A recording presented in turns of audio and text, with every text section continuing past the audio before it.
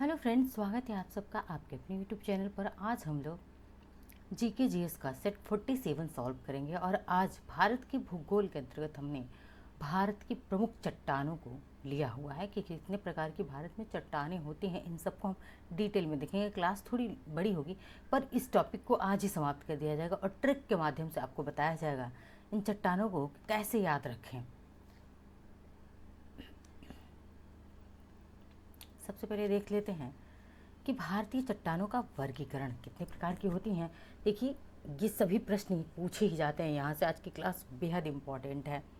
भारत में पृथ्वी के सभी भूवैज्ञानिक कालों में निर्मित चट्टानें पाई जाती हैं।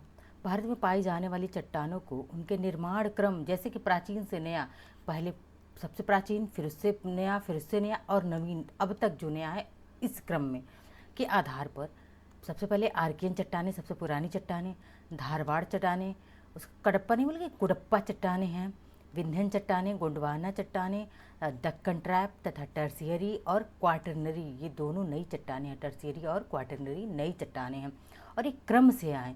कितनी चट्टानें हो गई? तो ये कितनी चट्टानें टोटल हो रही हैं? टोटल 8 प्रकार की चट्टानें। प्रश्न पूछ दिया जाए कितने प्रकार की चट्टानें हैं, तो 8 प्रकार की चट्टानें हैं। इन चट्टानों को याद करने का ट्रिक देख लीजिए। यहीं मैं ट्रिक सबसे पहले ट्रिक ही दे देती हूँ, ठीक है, कि इन चट्टानों को याद करने का ट्रिक क्या होगा आगे मैं बता देती हूँ। ट्रिक आगे इनको हम डिटेल में पढ़ेंगे, ठीक है। अ धा कु वी गो। देखिए, जितनी चट्टानें हैं उनका मैंने पहला अक्षर लिया है, ठीक है, ताकि आप लोग को याद करने में कोई कन्फ्यूजन ना हो, ठीक है। ये क्या है? गो, द, और क्या है ये? टर्सी, टर्सियरी चट्टान के लिए टर्सी। और नेक्स्ट हमने क्या लिया है? क्वा लिया है, क्वा। अब इसको बोल के देखिए, देखिए जुबान पर चढ़ जाएगा, एक दो बार बोलेंगे तो। अ धा कु वी गो द टर्सी क्वा। यानी कि आर्कियन चट्टानें, धारवाड़ चट्टानें, कुडप्पा चट्टानें, विंध्यन चट्टानें, गोंडवाना चट्टानें, उसके बाद से दक्कन ट्रैप हो गया, टर्सियरी और क्वाटरनरी चट्टानें। आप बोल के देखिए, ये ट्रिक बेहद कमाल की है। भले आप लोग को फ़नी लगे लेकिन है कमाल की, और आपका एक प्रश्न सही करवाने का पूरा दम रखता है ये ट्रिक, ठीक है। एक बार देखते हैं। आर्कियन चट्टानें, अ से आर्कियन, धा से धारवाड़ चट्टानें, कु से कुडप्पा चट्टानें, वी से विंध्यन चट्टानें, गो से गोंडवाना चट्टानें, द से जो है दक्कन ट्रैप हो गया, ट से टर्सी यानी कि टर्सियरी चट्टानें, और क्वा से क्वाटरनरी चट्टानें। भारत में कितने प्रकार की चट्टानें? तो यह 8 प्रकार की चट्टानें पाई जाती है और ये 8 प्रकार की चट्टानों को याद करने का ट्रिक है क्रम से, ठीक है। कभी क्रम से जाने के लिए दे दे तो आप गलत नहीं करेंगे। अब सबसे पहले हम देखते हैं आर्कियन चट्टानों को। पहला चट्टान क्या? आर्कियन चट्टानें हैं और इसकी देखते हैं चट्टानों को। तो आर्कियन चट्टानें ये सर्वाधिक प्राचीन और प्राथमिक आग्नेय चट्टानें हैं। प्रश्न पूछे सर्वाधिक प्राचीन चट्टानें कौन सी? तो आर्कियन चट्टानें सर्वाधिक प्राचीन है। और ये कैसी चट्टानें हैं? तो ये इंपॉर्टेंट है, आग्नेय चट्टानें हैं। वेरी इंपॉर्टेंट, एक एक शब्द, एक एक लाइन से प्रश्न पूछा गया है। आग्नेय चट्टानें हैं, अ से आग्नेय, अ से आर्कियन, राइमिंग करेंगे तो सट हो जाएगा। क्योंकि इसका निर्माण तप्त और पिघलती हुई पृथ्वी के ठंडे होने के दौरान हुआ था। कब हुआ था? जब पृथ्वी तप रही थी, आग का गोला थी, जल रही थी, और जब पिघली, ठंडा हुई, तब आर्कियन चट्टानों का निर्माण हुआ। इसलिए ये आग्नेय चट्टानें कही जाती हैं, सर्वाधिक प्राचीन चट्टानें। टर्म आ जाए प्राथमिक चट्टानें कौन सी है, तो प्राथमिक चट्टानें भी आर्कियन चट्टानें हैं। नेक्स्ट आगे बढ़ते हैं। वर्तमान में अत्यधिक रूपांतर के कारण इन चट्टानों का मूल रूप क्या हो चुका है? नष्ट हो चुका है। क्यों? क्योंकि इनका रूप जो है परिवर्तित होता गया है। आगे देखते हैं। इस लाइन को आप वेरी वेरी वेरी इंपॉर्टेंट, ठीक है, ये लाइन। इन चट्टानों में जीवाश्म नहीं पाए जाते हैं, मतलब फॉसिल्स नहीं पाए जाते हैं। जीवाश्म का क्या मतलब क्या होता है? फॉसिल, फॉसिल, ठीक है। प्रश्न पूछा गया है कि किन चट्टानों में फॉसिल या जीवाश्म नहीं पाए जाते हैं। तो किन चट्टानों में फॉसिल या जीवाश्म नहीं पाए जाते हैं? तो आर्कियन क्रम की चट्टानें जो होती हैं, प्राथमिक चट्टानें होती हैं, आग्नेय चट्टानें होती हैं। क्यों उसमें जीवाश्म नहीं पाए जाते? आप एक चीज़ थोड़ा दिमाग लगा के देखिए, जहाँ आग है वहाँ पे क्या जीव रहेगा? नहीं। तो बस आग्नेय चट्टानें हैं तो वहाँ पे जीवाश्म नहीं है। बस आप लॉजिक से इस प्रश्न को सही कर सकते हैं और यह प्रश्न जो है 1 नंबर दिलाने का दम रखता है पूरा, ठीक है। प्रश्न पूछा गया है यह। आर्कियन क्रम की चट्टानें मुख्य रूप से अब कहाँ, किस राज्य में पाई जाती हैं आर्कियन क्रम की चट्टानें? तो देख लीजिए, कर्नाटक, तमिलनाडु, आंध्र प्रदेश, मध्य प्रदेश, उड़ीसा, छोटा नागपुर का पठार जो कि कहाँ पे, झारखंड में है, और दक्षिण पूर्वी राजस्थान और बुंदेलखंड में पाई जाती हैं। एक बार और देखिए, कहाँ पे, कर्नाटक में पाई जाती हैं, तमिलनाडु में, आंध्र प्रदेश में, मध्य प्रदेश में, उड़ीसा में, छोटा नागपुर के पठार में, दक्षिण पूर्वी राजस्थान में और बुंदेलखंड में कौन सी चट्टानें, आर्कियन क्रम की चट्टानें पाई जाती है। आर्कियन क्रम की चट्टानों में क्या होता है, फॉसिल या जीवाश्म नहीं पाए जाते हैं। यह कई बार पूछा गया प्रश्न। अब आते हैं धारवाड़ चट्टानों पर। धारवाड़ क्रम की चट्टानें देखते हैं, दूसरी क्रम की चट्टानें हैं यह धारवाड़ चट्टानें। इन चट्टानों का निर्माण आर्कियन क्रम की चट्टानों के अपरदन और निक्षेपण, प्रश्न पूछा गया, अपरदन और निक्षेपण से हुआ है, इसीलिए यह कैसी चट्टानें, अवसादी चट्टानें हैं, वेरी इंपॉर्टेंट। वो कैसी चट्टान थी, आर्कियन चट्टान आग्नेय थी, लेकिन ये अवसादी है, ठीक, अवसादी सेडिमेंट्री रॉक है। ये सबसे प्राचीन अवसादी चट्टानें हैं। प्रश्न पूछ दे कि सबसे प्राचीन अवसादी चट्टान कौन सी, धारवाड़ चट्टान है। इन चट्टानों में जीवाश्म नहीं पाए जाते हैं और इसके दो कारण, क्यों, क्योंकि या तो उस समय जीवों की उत्पत्ति नहीं हुई थी या फिर लंबा समय बीत जाने के कारण इन चट्टानों के जीव क्या हो गए, नष्ट हो गए। आगे बढ़ते हैं। अरावली पर्वतमाला जो कि विश्व में सबसे प्राचीन फलित पर्वतों में से एक है, का निर्माण इसी क्रम में हुआ है। वेरी वेरी इंपॉर्टेंट, इस लाइन को करिए, ठीक है, वेरी इंपॉर्टेंट। प्रश्न पूछा हुआ है कि अरावली पर्वतमाला या अरावली पर्वत का निर्माण जो है किस क्रम की चट्टानों के दौरान हुआ था। तो किस क्रम की चट्टानें, तो यह जो है धारवाड़ चट्टानें हैं, इनके धारवाड़ चट्टानों के क्रम में हुआ था अरावली पर्वत का निर्माण, जो कि कैसा है, वलित पर्वतों में से एक है। अरावली कहाँ पे है, राजस्थान में है अरावली पर्वत, ठीक है। इसकी सबसे ऊंची चोटी कौन सी है, गुरु शिखर है इसका निर्माण, ठीक है। आगे बढ़ते हैं। इस क्रम की चट्टानें कर्नाटक के धारवाड़ व शिमोगा जिले में पाई जाती है। इसी कर्नाटक के धारवाड़ में पाई जाती है, इसीलिए इसको शिमोगा या धारवाड़ चट्टान के नाम से ही जाना जाता है, ठीक है। इसीलिए इन्हें धारवाड़ नाम दिया गया है, ठीक है। आगे बढ़ते हैं। इसके अलावा ये चट्टानें कावेरी नदी घाटी, बेल्लारी जिला, जबलपुर की सासर पर्वतमाला और नागपुर तथा गुजरात की चंपानेर पर्वतमाला में पाई जाती है। आगे देखते हैं। उत्तर भारत में धारवाड़ क्रम की चट्टानें हिमालय की, यानी कि उत्तर भारत में कहाँ पाई जाती हैं, तो लद्दाख, हिमालय की जो पहाड़ियाँ हैं, लद्दाख हो गई, जास्कर हो गई, गढ़वाल हो गई और कुमाऊं जो श्रेणियाँ हैं वहाँ पाई जाती हैं, ठीक है, धारवाड़ चट्टानें। अब देखिए धारवाड़ क्रम की चट्टानें आर्थिक दृष्टि से बहुत महत्वपूर्ण है, क्योंकि अधिकांश धात्विक खनिज इसी क्रम की चट्टानों में पाए जाते हैं। वेरी इंपॉर्टेंट, करिए इसको। प्रश्न पूछा गया है कि किस क्रम की चट्टानों में धात्विक खनिज पाए जाते हैं, मेटल्स कहाँ पाए जाते हैं, धात्विक खनिज, तो धारवाड़ क्रम की चट्टानों में क्या पाए जाते हैं, तो धारवाड़ चट्टानों में धात्विक खनिज पाए जाते हैं। क्या पाए जाते हैं, धात्विक खनिज। प्रश्न आपसे पूछ दे कि धात्विक खनिज किस क्रम की चट्टानों में पाए जाते हैं, तो धात्विक खनिज धारवाड़ क्रम की चट्टानों में पाए जाते हैं। और ये चट्टानें कहाँ पाई जाती हैं, कर्नाटक के शिमोगा जिले और धारवाड़ में, इसी के नाम पर इसका नाम भी धारवाड़ पड़ा हुआ है। इंपॉर्टेंट है, यह प्रश्न पूछा गया है, ठीक है। आगे बढ़ते हैं। अब तीसरा है कुडप्पा चट्टान। कुडप्पा क्रम की चट्टान देखते हैं। ये अवसादी चट्टानें, ये भी कैसी चट्टानें हैं, तो अवसादी हैं, ठीक है, अवसादी चट्टानें हैं, क्योंकि इसका निर्माण धारवाड़ क्रम की चट्टानों के अपरदन और निक्षेपण से हुआ है। आंध्र प्रदेश के कुडप्पा जिले में इस क्रम की चट्टानें अर्धवृत्ताकार क्षेत्र में पाई जाती हैं, इसीलिए इसका नाम क्या पड़ा है, कुडप्पा पड़ा हुआ है। कर्नाटक में अधिकतर पाए जाते हैं ये चट्टानें बलुआ पत्थर, चूना पत्थर, एस्बेस्टस और संगमरमर की चट्टानों के लिए प्रसिद्ध है। इस लाइन को भी आप वेरी वेरी इंपॉर्टेंट करिए। प्रश्न पूछा गया है कि किस क्रम की चट्टानों में जो है भवन निर्माण की सामग्री कहिए या फिर कहिए कि बलुआ पत्थर, चूना पत्थर, एस्बेस्टस और संगमरमर पाए जाते हैं, तो कहाँ पाए, कुडप्पा क्रम की चट्टानों में पाए जाते हैं। और कुडप्पा चट्टानें राजस्थान में भी पाई जाती हैं। ये इतनी इंपॉर्टेंट नहीं है, लेकिन ये लाइन वेरी वेरी इंपॉर्टेंट है कि कुडप्पा चट्टानों में, यानी कि किस क्रम की चट्टानों में बलुआ पत्थर, चूना पत्थर, एस्बेस्टस और संगमरमर पाए जाते हैं, तो कुडप्पा चट्टानों में पाए जाते हैं। आज की क्लास भले ही थोड़ी सी लंबी हो जाएगी, लेकिन चट्टानों से संबंधित आपका एक भी प्रश्न, एक भी बिंदु नहीं छूटेगा, ठीक है। चौथा प्रश्न देखते हैं। विंध्य क्रम की चट्टानें, ये भी विंध्यन चट्टानें कैसी हैं, अवसादी चट्टानें हैं, क्योंकि इसका निर्माण कुडप्पा चट्टानों के अवसादों के निक्षेपण से हुआ है। ठीक है। इन चट्टानों में जीवाश्म के भी प्रमाण पाए जाते हैं। इस लाइन को आप मोस्ट इम्पॉर्टेंट कर लीजिए, जितने मतलब 5 स्टार 10 स्टार जितना उतने स्टार दीजिए। प्रश्न पूछा गया है कि किन चट्टानों में फॉसिल्स या जीवाश्म पाए जाते हैं, तो किसमें पाए जाते हैं? विंध्यन क्रम की चट्टानों में फॉसिल्स पाए जाते हैं, जीवाश्म पाए जाते हैं। किसमें नहीं पाए जाते हैं? आर्किन चट्टानें, क्योंकि वो आग्नेय चट्टानें हैं इसलिए उसमें जीव नहीं है, आग्नेय है। ये कैसे है? अवसाद है, सेडिमेंट है, तो वहाँ पे जीव होंगे ही होंगे। ठीक है, तो इसीलिए जीवाश्म के विंध्यन क्रम की चट्टानों में फॉसिल्स या जीवाश्म पाए जाते हैं। आगे देखिए, विंध्यन क्रम की चट्टानें कहाँ कहाँ पाई जाती हैं? मालवा के पठार जो कि मध्य प्रदेश में, सोन घाटी और बुंदेलखंड में पाई जाती हैं। आगे बढ़ते हैं, अब देखते हैं विंध्यन क्रम की चट्टान। इस संरचना की चट्टानों का उपयोग इमारतों, घरों के निर्माण में किया जाता है। Very important. क्यों?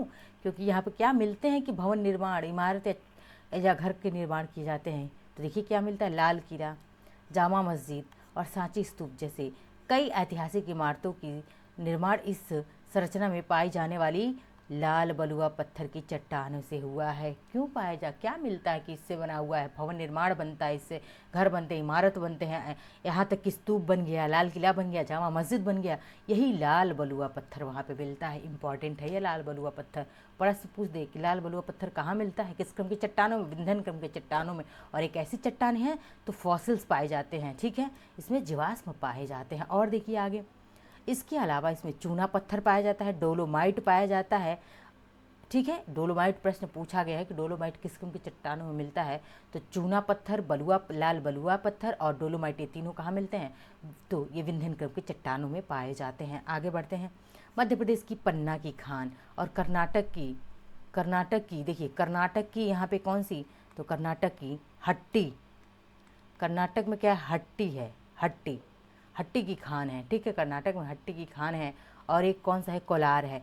ये 2 गोल्ड माइन है, कोलार और हट्टी। कर्नाटक में खाने हैं। और गोलकुंडा की खान, यहाँ से क्या मिलता है? देखिए, कर्नाटक की जो हट्टी और कोलार है, यहाँ पे क्या मिलता है? गोल्ड मिलता है, सोना मिलता है। इसलिए मैंने स्पष्ट कर दिया।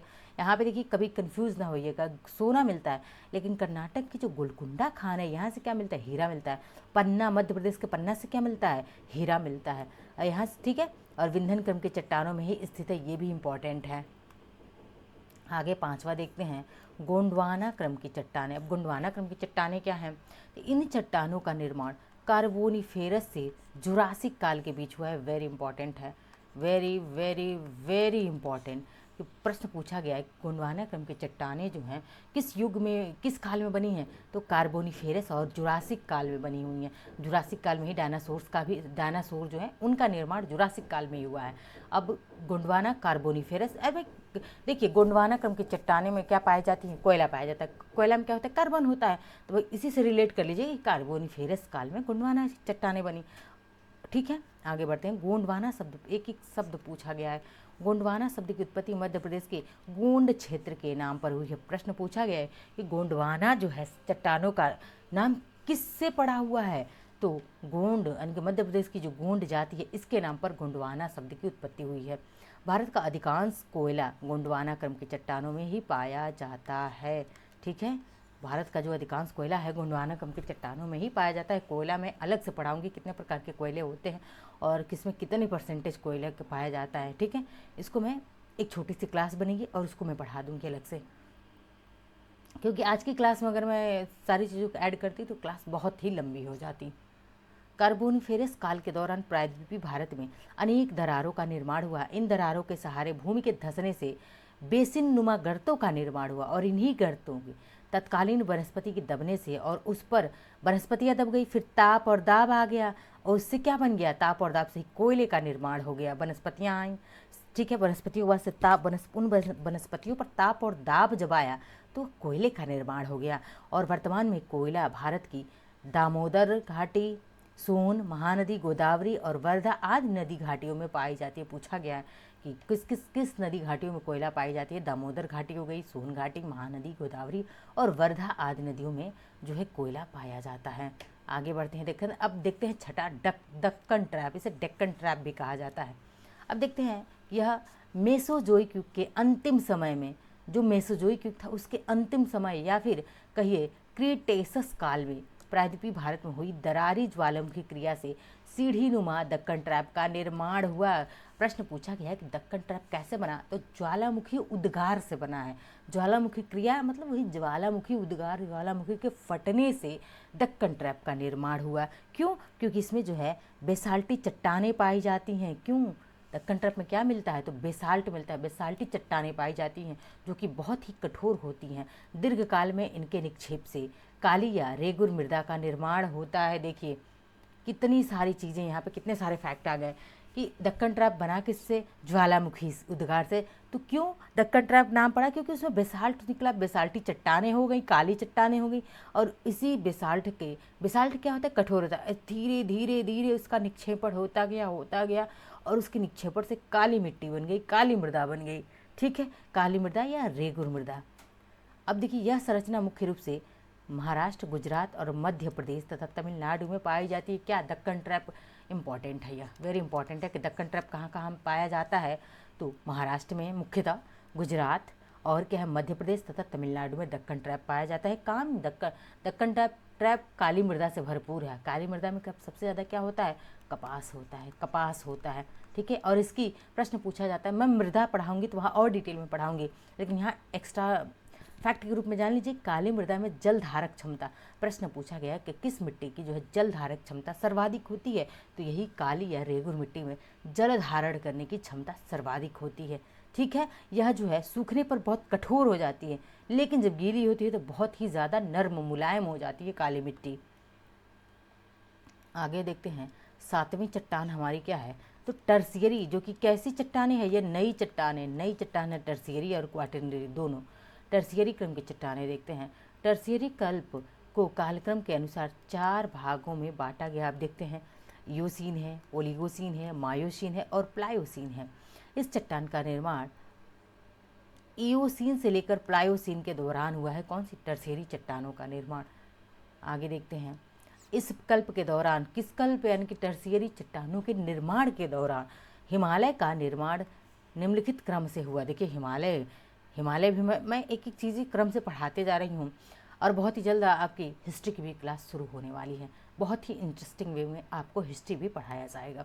ठीक है, अब देखते हैं कि अब जब जो बना टर्सियरी क्रम की चट्टानें बनी, तो उस समय हिमालय का भी निर्माण होने लगा।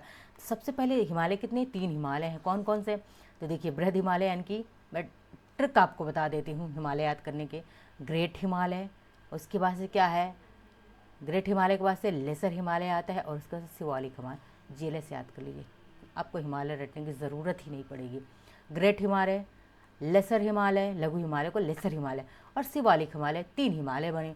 देखिए बृहद हिमालय जिसे ग्रेट हिमालय कह सकते हैं, और इसका निर्माण ओलिगोसीन काल में हुआ था। ठीक है, दूसरा क्या है, लघु हिमालय जिसे मध्य हिमालय भी कहते हैं, और इसका निर्माण मायोसीन काल में होता है। तीसरा है शिवालिक, और इसका निर्माण प्लायोसीन काल में हुआ। इंपॉर्टेंट है, याद रखिएगा कि पूछा गया कि बृहद हिमालय, ग्रेट हिमालय का निर्माण कब होता है, ओलिगोसीन काल में, और लेसर हिमालय या लघु हिमालय या मध्य हिमालय का निर्माण मायोसीन काल में हुआ। उसके बाद से शिवालिक हिमालय का निर्माण प्लायोसीन एज में हुआ, प्लायोसीन काल में हुआ। देखिए ये चीज़ें आपको बहुत ही रेयर, कम यूट्यूब पे देखने को मिलेंगी, और यहाँ से प्रश्न पूछे गए हैं। देखिए हमारी क्लास क्या है, फ्री है, बिल्कुल भी फ्री है, पेड नहीं है। हम पेड क्लासेस तो हम पहली चीज़ लाएंगे नहीं, फ्री ही सब कुछ पढ़ाएंगे यूट्यूब पे। क्यों? क्योंकि हम बिल्कुल फ्री पढ़ाना चाहते हैं, बच्चों को फ्री एजुकेशन ही देना चाहते हैं। और दूसरी चीज़ क्या है कि ये सारी चीज़ें जो आपको Oligocene, Miocene, Pliocene, great Himalaya, lesser Himalaya, Shivalik, ये सारी चीज़ें आपको दिखाई दे रही, ये सब पेड क्लासेस में दी जाती हैं। क्यों? क्योंकि प्रश्न आजकल यहीं से बन रहे हैं, डीप प्रश्न बन रहे हैं। ठीक है, तो इसीलिए मैंने आपको जो लोग पेड में पढ़ाते हैं, मैंने आपको फ्री में देने का, एकदम मैं फ्री में ही पढ़ाऊँगी, सब कुछ यूट्यूब पे सब कुछ फ्री रहेगा। ठीक है, और ये देखिए इम्पॉर्टेंट क्लासेस हैं, क्योंकि बहुत कम लोग इसको पढ़े होंगे, तो उनको लगता होगा अरे यह क्या है।